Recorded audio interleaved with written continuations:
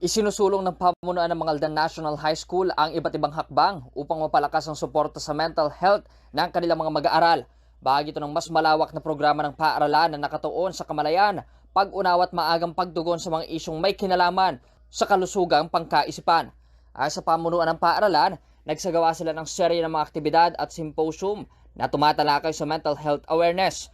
Layunin ng mga programang ito na mabigyan ng tamang kaalaman ng mga estudyante tungkol sa kahalagahan ng mental health, pati na rin ang mga paraan kung paano humingi ng tulong at makilala ang mga senyalis ng pinagdaraanan ng mga isang individual. Inimbitahan din ng mga eksperto at tagapagsalita na may sapat na kaalaman sa larangan upang magbahagi ng impormasyon sa mga mag-aaral.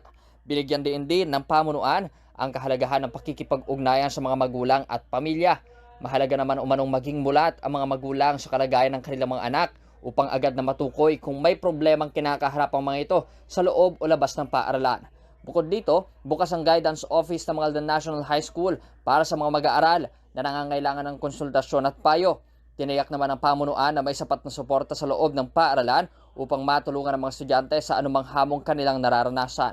Paalala ng paaralan, mahalagang huwag baliwalain ang mental health at hikayatin ng bukas na komunikasyon sa pagitan ng mga mag-aaral, mga guro at ng kanilang pamilya.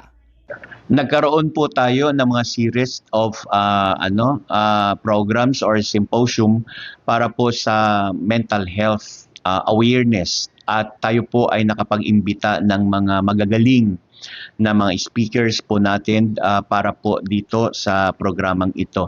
At ang ating guidance office talaga ay marami tayong mga programa kung paano natin i-handle yung mga bata na may mga issue ng mental health, lalong-lalo na yung mga depression, yung mga anxieties nila. Kinakaya naman po ng natin. At of course, sa pakikipag-ugnayan pa rin po sa kanilang mga magulang. Nag-uusap po ang school at saka yung magulang ng bata kung nagkakaroon po ng mga issue on mental health. Yes. Sa mga estudyante po talaga natin na nakakaranas ng mga depression o yung anxiety o may mga bumabagabag sa ating kaisipan na nakakasagabal sa ating normal na pamumuhay, ay andyan lang po ang ating guidance office. Bukas po para magbigay ng serbisyo po para sa inyo. Kinakailangang paniwalaan lang natin ng ating sarili na sa anumang mga problema na dumarating sa atin ay meron niyang solusyon. Napaka-importante din yung dapat yung close tayo sa ating pamilya, sa ating mga kaibigan, sa ating mga guro, sa ating mga kamag-aral, at syempre andyan po ay ang ating Panginoon na palaging magbibigay sa atin ng liwanag, okay, at kapanatagan ng loob at isipan. Para sa programang Bombohanay Big Time Patrol numero 4, Bombo Justin Ramos nag-uulat.